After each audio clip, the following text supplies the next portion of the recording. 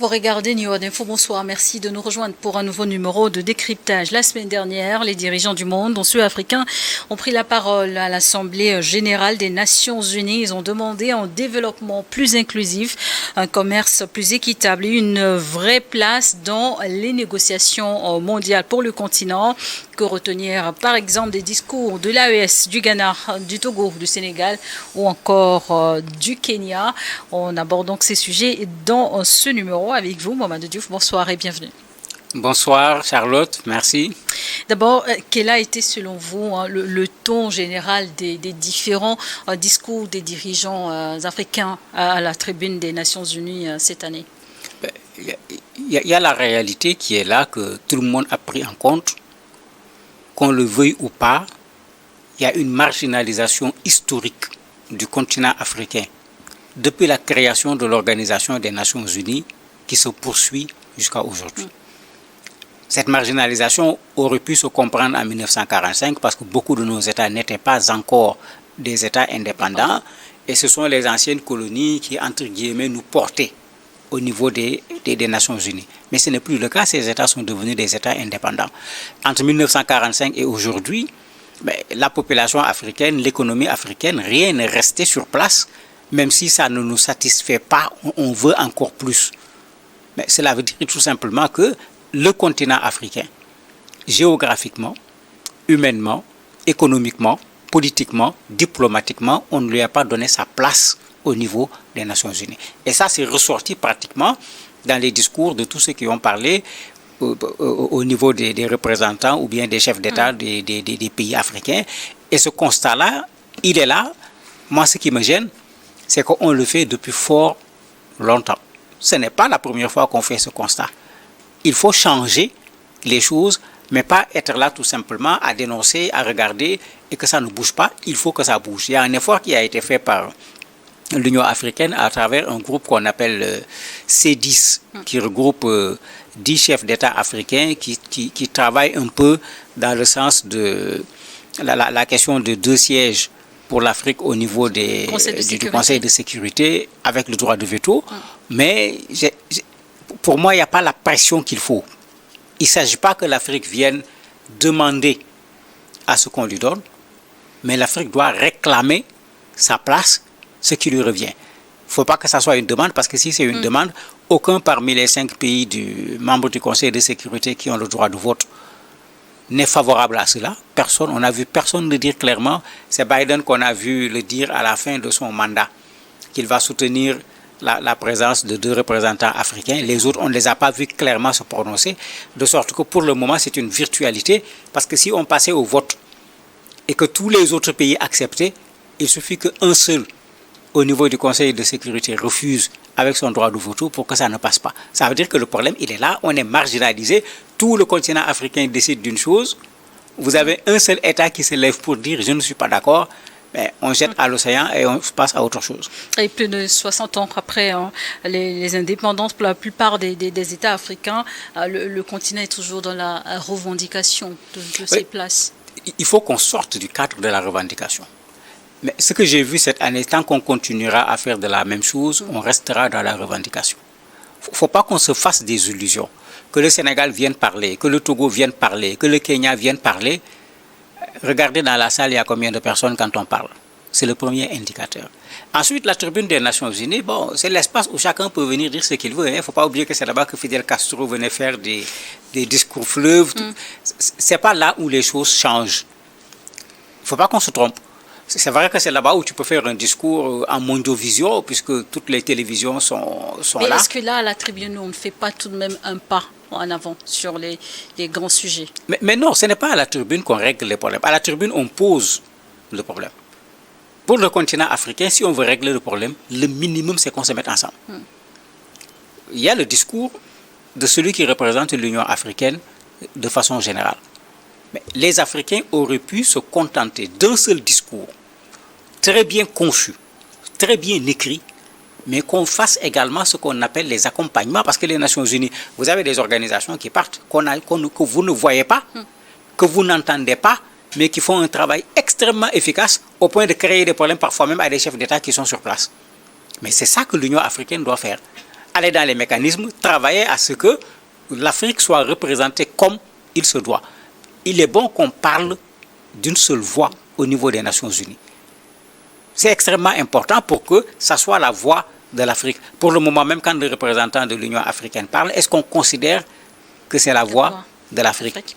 Et des discours étaient très attendus, donc en tout cas à la Tribune des Nations Unies cette année, notamment le discours de l'AES, l'Alliance des États du Sahel, qui a été donc prononcé par le Premier ministre malien, Abdoulaye Maïga. Mais que peut-on retenir du discours de représentants, notamment sur les enjeux de souveraineté et de l'autonomie économique ou stratégique?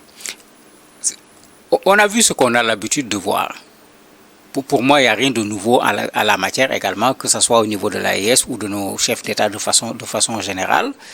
Il y a l'AES qui est revenu sur cette question de la souveraineté, cette exigence d'une collaboration d'État à État, d'égal à égal. Le principe, il est clair, il est noble, mais l'exprimer ne permet pas de l'obtenir. Puisque finalement, sur les questions sécuritaires et autres, l'AES demande à ce qu'on revoie la coopération sur le plan sécuritaire, ce qui est effectivement pertinent. Mais en même temps, il réclame également un soutien plus ferme de la part des Nations Unies, même s'il ajoute un soutien respectueux de la souveraineté des États. C'est là où ça pose problème. Parce que quand on demande une aide, il est difficile souvent de vouloir conditionner. Mais l'acquisition des équipements militaires, par exemple, demeure très protocolaire. Oui, mais ça, ce n'est pas par rapport à l'AES. Il faut le dire clairement, de façon générale, on ne vend pas les armes n'importe comment, et heureusement pour nous tous, y compris pour les États. Il y a un protocole, quand tu achètes une arme, tu l'achètes chez qui? Les armes sont identifiées, on doit pouvoir retracer les armes, parce que sinon même les mouvements rebelles vont se retrouver avec un nombre d'armes tels que nos pays vont rencontrer des difficultés pour pouvoir les combattre. Maintenant, ce qui est vrai, c'est que par rapport à la France, parce qu'il faut dire les choses comme elles sont, par rapport à la France en particulier, les pays de l'AES ont rencontré énormément de difficultés pour l'acquisition des armes. Mais d'autres pays ont acquis des armes ailleurs qu'en France. Ces pays ne sont pas membres de l'AES. Ils ont pu avoir des armes avec les États-Unis. Le choix aujourd'hui de diversifier les partenariats. Tout à fait. C'est pourquoi j'ai dit que ce n'est pas une affaire de discours, tout simplement. Ce n'est pas la France seulement qui vend des armes. Il faut créer les conditions, pas seulement pour l'AES, pour l'ensemble des pays africains, pour pouvoir acheter des armes là où nous voulons et pour pouvoir acheter les armes qu'il nous faut, pas les armes qu'on met à notre disposition. Parce que quand on achète des armes également, il est bon de savoir qu'est-ce que j'achète, pourquoi. Pour ne pas acheter une arme simplement pour acheter une arme. Mais ça, l'Afrique peut le faire. Qu'est-ce qu'on a fait avec Covid? Quand on nous a oubliés dans les vaccins, mais on s'est mis ensemble pour pouvoir obtenir des vaccins. C'est pourquoi j'ai dit qu'il faut qu'on parle d'une seule voix. Sur la question de l'armement, l'Afrique peut faire la même chose. Mais il ne faut pas qu'on se mette dans cette logique tout le temps d'acheter. Le Maroc commence à fabriquer des armes, des voitures, des véhicules militaires. L'Afrique du Sud fabrique des armes. Mais allons dans le sens surtout de pouvoir nous-mêmes fabriquer également ce dont nous avons besoin, pas seulement dans la perspective d'aller acheter chez les autres qui vont continuer à s'industrialiser et nous allons continuer à être un marché. Que ce soit, c'est valable pour les armes, c'est valable également pour un certain autre nombre de choses. Alors que quand un pays parmi nous décide de mettre en place une usine qui va fabriquer des tanks, par exemple, mais ce pays va rapidement saturer son marché. Parce que comme j'ai dit, les armes ne se vendent pas comme on vend des habits ou comme on vend des véhicules. Mais en ce moment, encore une fois, se mettre ensemble, c'est ça le salut pour le continent africain. Mais tant qu'on ne l'aura pas compris, on cherche des sorties de crise individuelles. On se met en crise les uns par rapport aux autres. Mais ceux qui veulent nous exploiter ne se cassent pas la tête. C'était à eux de nous diviser pour pouvoir mieux nous exploiter. Mais si nous nous divisons, ce n'est pas eux qui vont nous dire unissez-vous. Un point également important dans le discours de l'AES, c'est donc cette dénonciation des tentatives de déstabilisation donc, qui planeraient toujours sur les États du Sahel, dénoncer ouvertement et même nommer de présumés auteurs à la tribune des Nations Unies. Pensez-vous que cela peut aider à peut-être dissuader les présumés auteurs? Non, ça ne va pas dissuader parce que la géopolitique mondiale, ça a toujours été cela. Les coups d'État en Afrique, il y a eu très peu de coups d'État qui soient des coups d'État africains tout court. Si on fait la longue liste des coups d'État, dans beaucoup de coups d'État, il y avait une main étrangère qui était là d'une façon ou d'une autre. Donc, avec cette géopolitique actuelle, quand tu es en conflit avec un pays, c'est ça la règle. Le pays avec lequel tu es en conflit, s'il peut te créer des problèmes, il va te créer des problèmes. Il ne faut pas qu'on se fasse des illusions à la matière. Le monde a toujours fonctionné comme tel.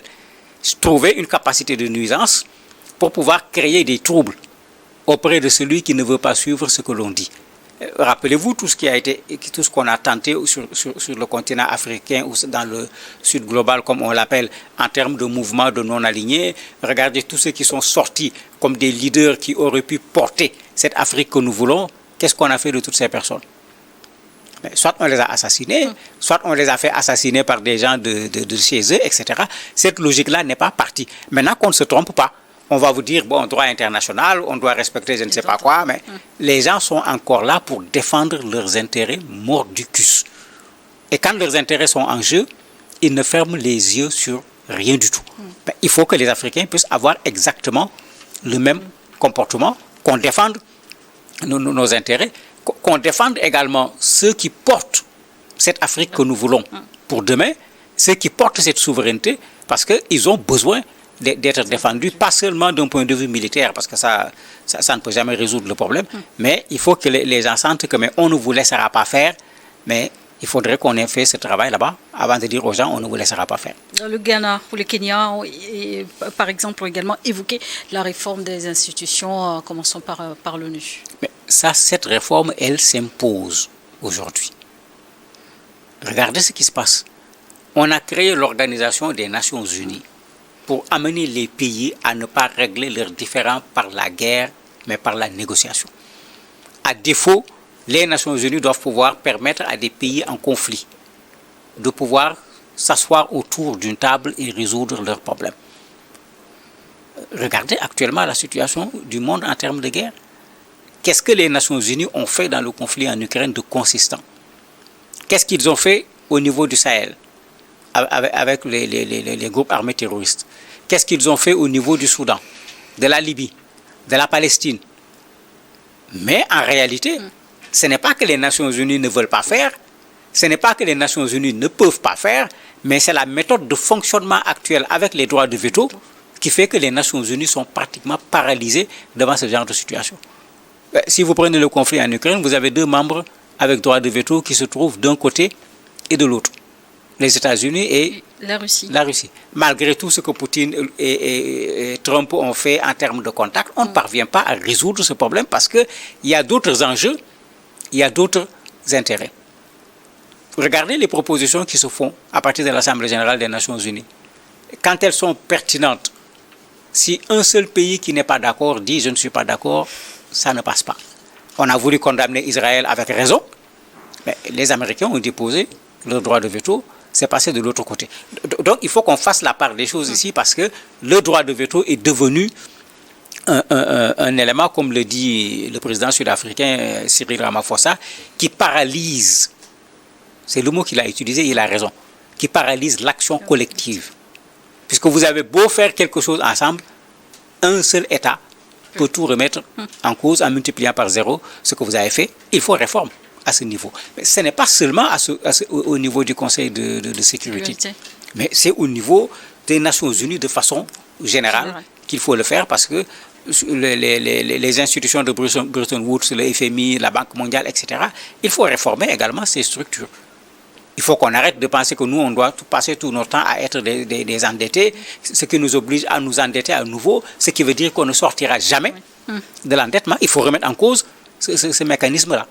Et un autre discours qui a également captivé les attentions, c'est celui du professeur Robert Doucet, ministre des Affaires étrangères du Togo, qui a évoqué la question de la cartographie, la représentation donc, du continent africain sur le globe, mais aussi la réparation due aux afro-descendants.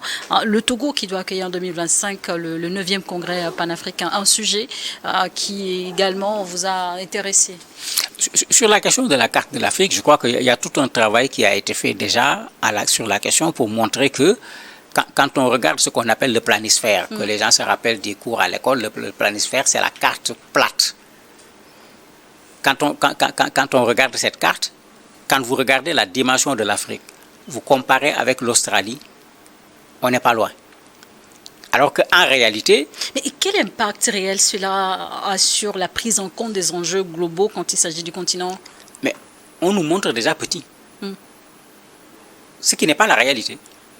Physiquement, ce n'est pas ça la réalité. Sur le globe terrestre, on nous montre petit. Sur le planisphère, on nous montre petit.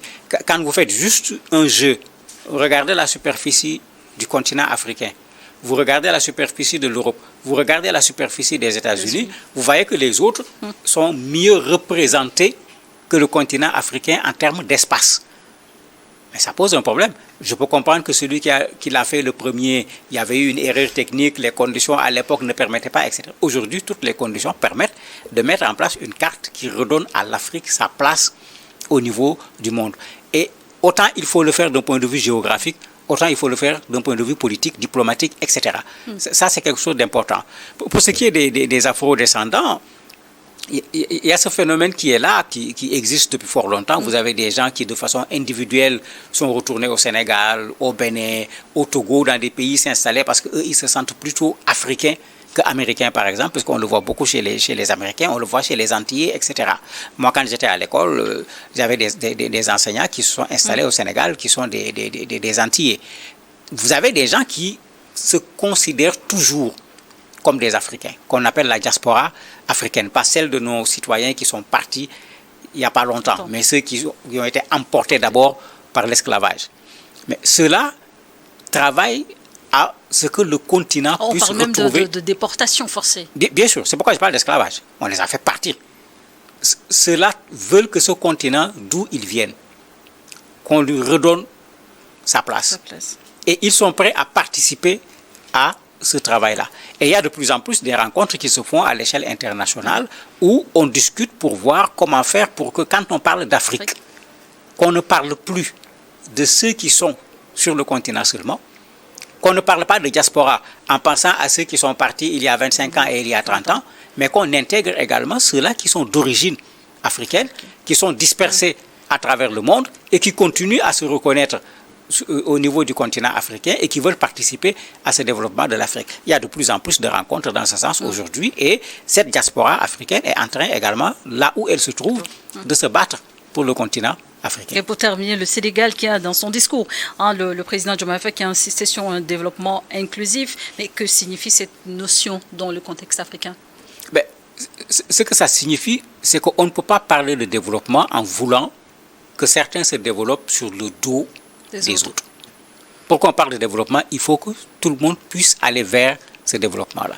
Et c'est pourquoi il a insisté également sur le multilatéralisme, puisque ce qui crée ce développement des uns sans les autres, c'est ce que Trump essaie de faire en essayant de jouer État par État, en profitant maintenant de la puissance américaine pour pouvoir préserver cette puissance américaine en faisant des sanctions, etc., sous forme de pression ou de chantage. C'est pourquoi il parle également de ce qu'on appelle la logique de puissance. Il ne faut pas qu'on accepte qu'il y ait cette logique de puissance, les interventions qui sont des interventions unilatérales, c'est-à-dire au lieu que ce soit une intervention des Nations Unies, c'est un pays qui décide d'intervenir au niveau d'un pays, c'est l'ensemble de ces éléments qu'on doit prendre en compte pour se retrouver dans un développement qui va être un développement global. Mais qu'on ne se trompe pas, encore une fois, en le demandant, nous ne l'obtiendrons pas.